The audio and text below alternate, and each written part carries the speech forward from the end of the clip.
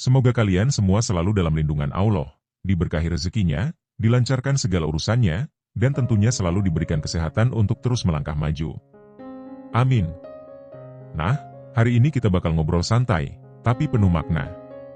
Pernah nggak sih kalian berpikir, gimana caranya seseorang bisa sukses besar tapi tetap rendah hati, jujur, dan nggak lupa berbagi?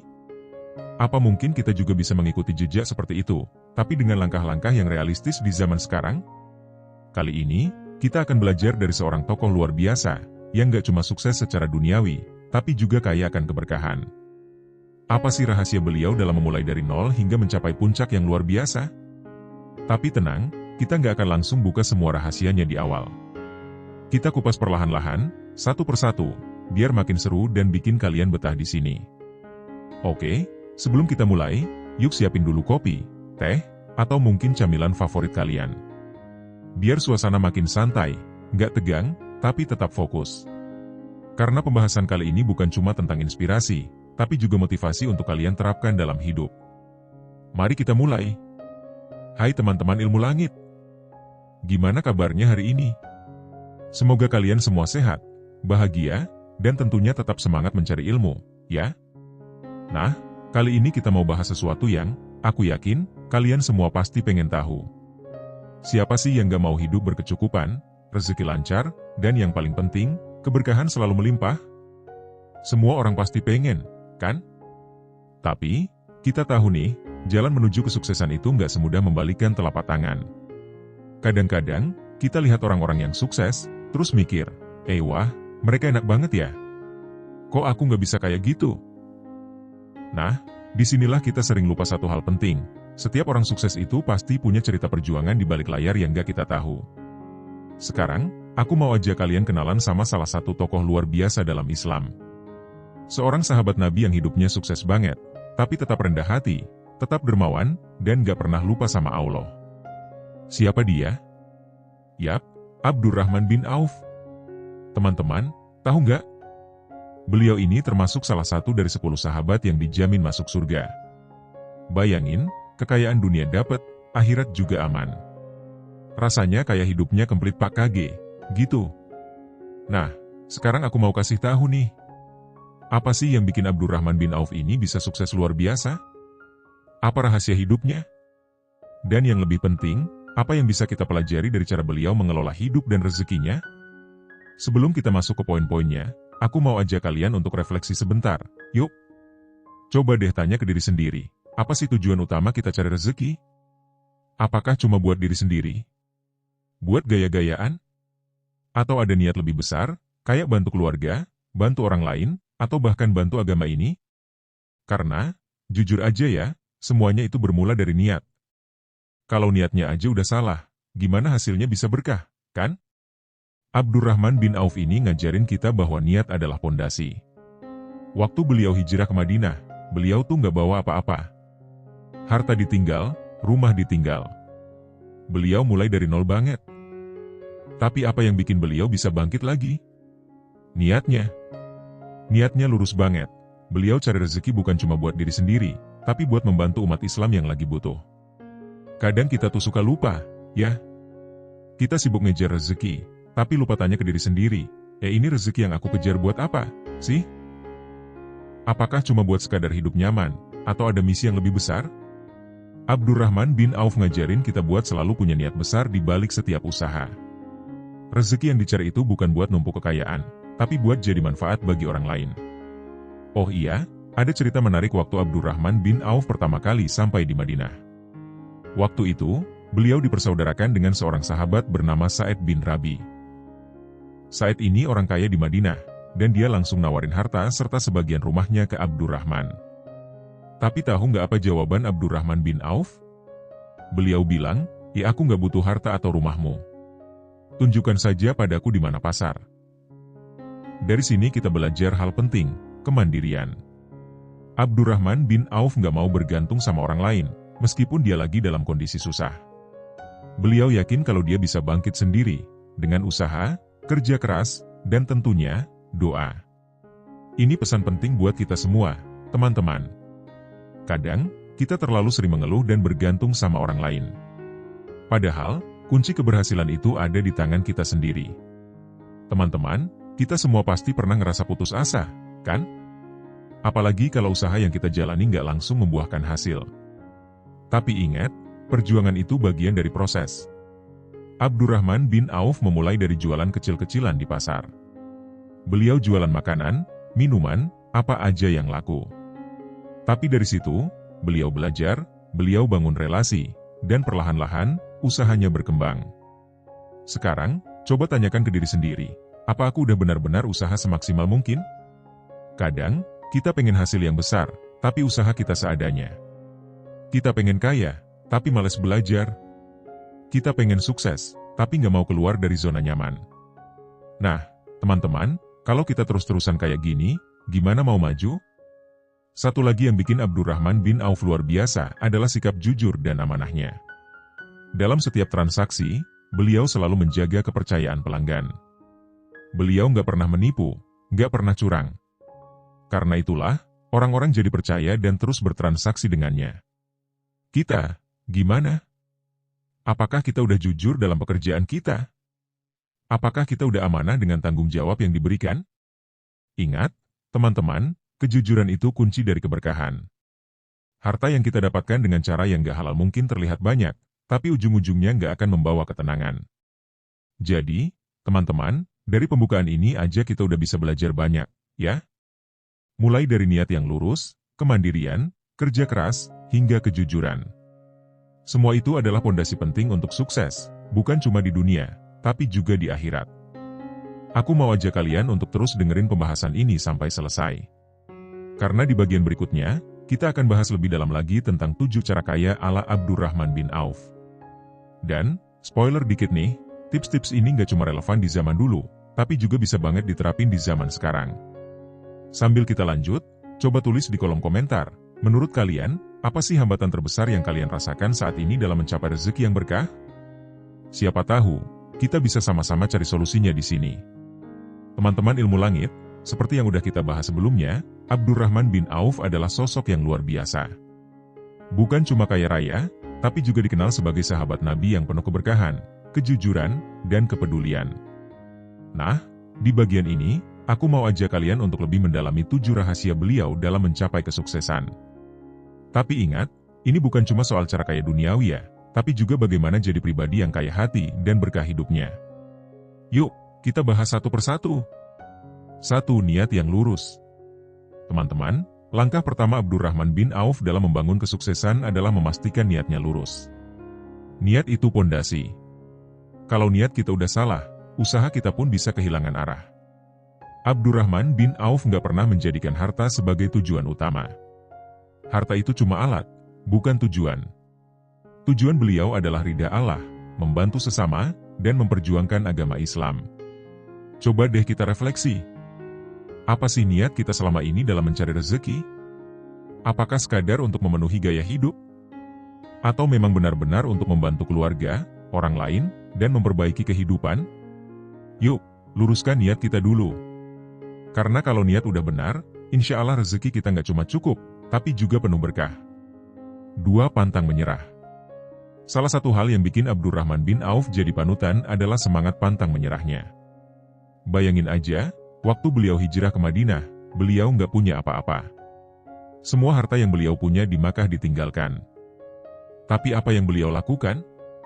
Beliau nggak mengeluh, nggak menyalahkan keadaan. Beliau langsung tanya, di mana pasar? Di pasar, beliau mulai dari nol. Nggak langsung dagang besar-besaran, tapi sedikit demi sedikit. Jual barang kecil-kecilan, sambil terus belajar memahami pasar. Akhirnya, usahanya berkembang, dan beliau jadi pedagang sukses. Dari sini kita belajar, teman-teman. Dalam hidup, pasti ada saat-saat di mana kita harus mulai dari nol. Mungkin kita kehilangan pekerjaan, bangkrut, atau merasa gagal. Tapi ingat, setiap kesuksesan besar itu dimulai dari langkah kecil. Jangan pernah menyerah. Mulailah dengan apa yang kita punya, sekecil apapun itu. 3. Skill berdagang yang hebat. Abdurrahman bin Auf adalah pedagang yang sangat cerdas. Beliau paham bagaimana cara membaca pasar, memahami kebutuhan orang, dan menawarkan solusi. Beliau juga tahu kapan harus membeli, kapan harus menjual, dan bagaimana cara menjaga hubungan baik dengan pelanggan. Teman-teman, di zaman sekarang, skill ini juga penting banget. Nggak harus berdagang secara harfiah, tapi skill berdagang ini bisa diterapkan di berbagai aspek pekerjaan. Misalnya, bagaimana kita mempresentasikan ide di tempat kerja, bagaimana kita membangun relasi dengan rekan kerja, atau bagaimana kita menawarkan jasa dan keahlian kita. Coba tanya ke diri sendiri, apakah kita udah belajar dan mengasah skill yang kita punya? Jangan cuma mengandalkan keberuntungan. Kalau mau sukses, kita harus punya value yang bisa ditawarkan ke orang lain. 4. Kejujuran di atas segalanya. Satu hal yang gak pernah ditinggalkan Abdurrahman bin Auf dalam berdagang adalah kejujuran. Beliau selalu jujur tentang kualitas barang yang dijualnya. Beliau nggak pernah menipu atau memanipulasi harga untuk keuntungan pribadi. Karena kejujuran inilah, beliau dipercaya oleh pelanggan, dan bisnisnya terus berkembang. Ini pelajaran besar buat kita, teman-teman. Kadang, godaan untuk main curang itu besar, apalagi kalau kita lagi kepepet. Tapi ingat, keuntungan yang didapat dari kecurangan nggak akan membawa keberkahan. Mungkin kelihatan banyak di awal, tapi akhirnya bisa jadi masalah besar. Jadi, mari kita sama-sama berkomitmen untuk selalu jujur dalam pekerjaan kita. Gak peduli sekecil apapun. Karena kejujuran itu adalah investasi jangka panjang yang akan terus membawa kebaikan. 5. Selalu berbagi. Abdurrahman bin Auf adalah contoh nyata orang kaya yang gak pelit. Beliau selalu berbagi harta untuk membantu umat Islam. Bahkan, beliau pernah menyumbangkan sebagian besar kekayaannya untuk perjuangan Islam, tanpa ragu sedikit pun. Kadang, kita takut berbagi karena merasa rezeki kita akan berkurang. Padahal, semakin banyak kita memberi, semakin banyak pula rezeki yang datang. Allah sudah janji, sedekah itu nggak akan mengurangi harta, malah akan menambahnya berkali-kali lipat. Coba deh mulai dari hal kecil. Misalnya, sisihkan sebagian pendapatan kita untuk membantu orang yang membutuhkan. Gak harus besar, yang penting ikhlas. Percaya deh, rasanya tuh luar biasa, dan rezeki kita pasti akan dilipat gandakan. 6. Kehati-hatian dalam harta. Abdurrahman bin Auf sangat berhati-hati dalam mengelola hartanya. Beliau selalu memastikan bahwa harta yang didapatkan berasal dari sumber yang halal. Halal itu nomor 1, teman-teman. Kalau harta kita nggak halal, sebanyak apapun, itu nggak akan membawa ketenangan. Di zaman sekarang, godaan untuk mendapatkan uang dengan cara yang gak halal itu besar banget. Tapi ingat, teman-teman, kita harus punya prinsip seperti Abdurrahman bin Auf. Jangan pernah kompromi soal halal haram. Karena harta yang halal itu bukan cuma menenangkan hati, tapi juga membawa keberkahan dalam hidup kita. 7. Sederhana dalam hidup. Meskipun kaya raya, Abdurrahman bin Auf hidup dengan sederhana. Beliau gak pernah bermewah-mewahan, gak pernah sombong. Fokus beliau adalah akhirat, bukan dunia. Kita, gimana? Kadang, kita suka terjebak dalam keinginan untuk hidup mewah, biar kelihatan sukses di mata orang lain. Padahal, kebahagiaan itu nggak diukur dari materi. Abdurrahman bin Auf ngajarin kita untuk selalu rendah hati, nggak peduli seberapa besar kesuksesan yang kita raih. Coba tanya ke diri sendiri, apakah gaya hidup kita saat ini udah mencerminkan kesederhanaan? Atau malah terlalu fokus sama yang duniawi aja? Yuk, mulai evaluasi dan perbaiki. Nah, teman-teman, itu tadi 7 cara kaya ala Abdurrahman bin Auf. Kalau kita rangkum, kunci sukses beliau itu nggak cuma ada di kerja keras, tapi juga di niat, kejujuran, dan keberkahan. Beliau nggak cuma mikirin dunia, tapi juga akhirat. Dan inilah yang bikin hidup beliau jadi penuh keberkahan. Dari kisah ini, kita belajar bahwa kekayaan sejati itu bukan cuma soal harta, tapi juga soal hati. Hati yang selalu ikhlas, jujur, dan peduli sama orang lain. Jadi, yuk, mulai praktikkan langkah-langkah ini dalam hidup kita. Mulai dari niat yang lurus, usaha yang sungguh-sungguh, sampai kebiasaan berbagi dan hidup sederhana. Kalau ada dari poin-poin ini yang menurut kalian paling menarik atau paling susah dilakukan, coba tulis di kolom komentar.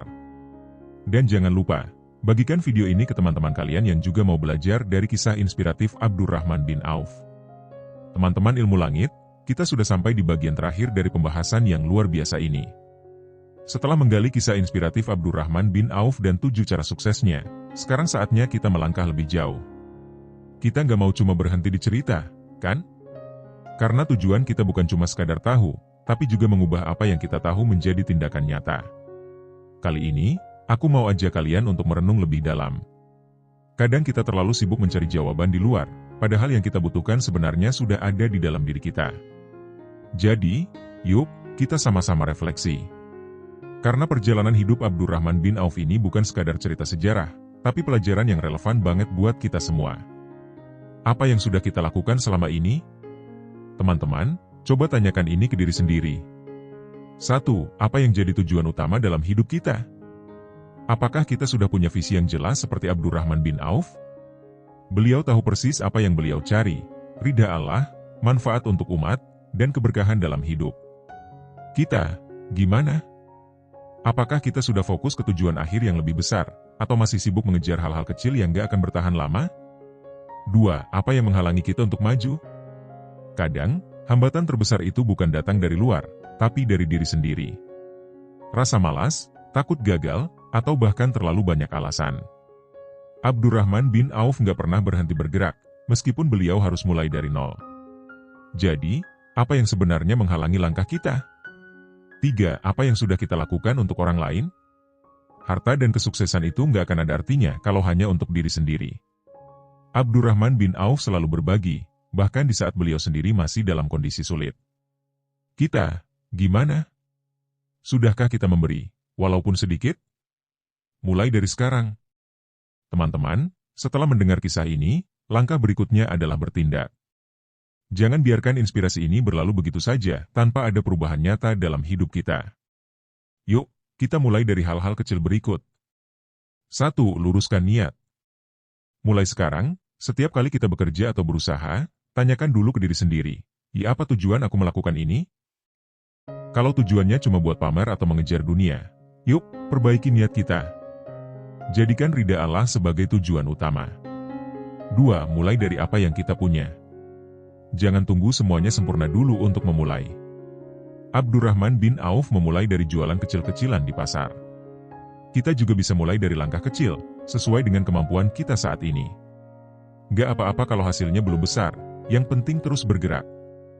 3. Asah keahlian. Apapun yang kita kerjakan, pastikan kita selalu belajar dan berkembang. Kalau kita kerja kantoran, tingkatkan keterampilan kita. Kalau kita dagang, pelajari cara berdagang yang efektif. Abdurrahman bin Auf sukses karena beliau terus belajar memahami pasar dan kebutuhan orang. 4. Jaga kejujuran. Ini penting banget.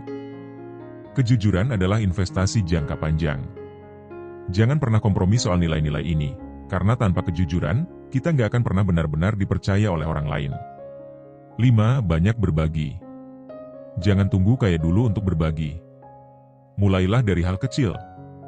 Bantu orang di sekitar kita, bahkan dengan hal sederhana seperti perhatian atau waktu. Percaya deh, semakin kita berbagi, semakin Allah tambahkan keberkahan dalam hidup kita. 6. Hidup sederhana. Jangan pernah lupa untuk selalu rendah hati dan hidup sederhana. Kekayaan itu nggak diukur dari seberapa banyak yang kita punya, tapi dari seberapa tenang hati kita. Kaya bukan tujuan, tapi sarana.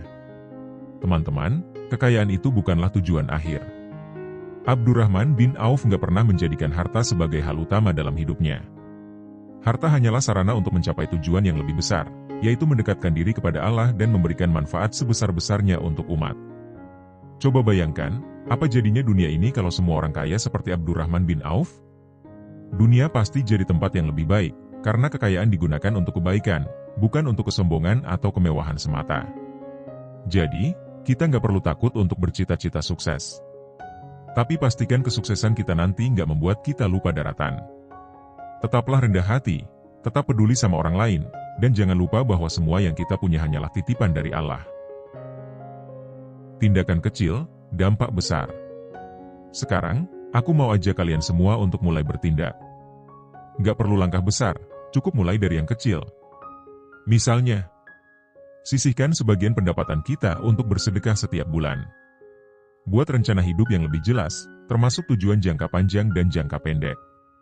Bangun kebiasaan positif, seperti membaca buku, belajar keterampilan baru, atau ikut kegiatan sosial. Tingkatkan kualitas ibadah kita, karena hubungan kita dengan Allah adalah fondasi dari segala keberhasilan. Kalau kalian punya cerita atau pengalaman yang berkaitan dengan perjuangan hidup, coba deh tulis di kolom komentar. Siapa tahu cerita kalian bisa menginspirasi orang lain. Dan kalau ada teman kalian yang perlu dengar pesan ini, jangan ragu untuk bagikan video ini ke mereka. Jadilah Abdurrahman bin Auf di zaman ini. Teman-teman, perjalanan hidup Abdurrahman bin Auf adalah bukti nyata bahwa kesuksesan sejati itu bukan cuma soal harta, tapi soal bagaimana kita bisa memberi manfaat untuk orang lain dan tetap dekat dengan Allah. Kita mungkin gak bisa persis seperti beliau, tapi kita bisa berusaha meniru langkah-langkahnya, sedikit demi sedikit. Mulailah dari niat yang benar, usaha yang sungguh-sungguh, kejujuran, dan kebiasaan berbagi. Insya Allah, hidup kita juga akan penuh dengan keberkahan. Terima kasih sudah menyimak pembahasan ini sampai selesai. Jangan lupa untuk terus dukung channel Ilmu Langit dengan cara subscribe, like, dan share video ini. Sampai jumpa di video berikutnya, di mana kita akan bahas lebih banyak lagi kisah inspiratif yang bisa mengubah hidup kita.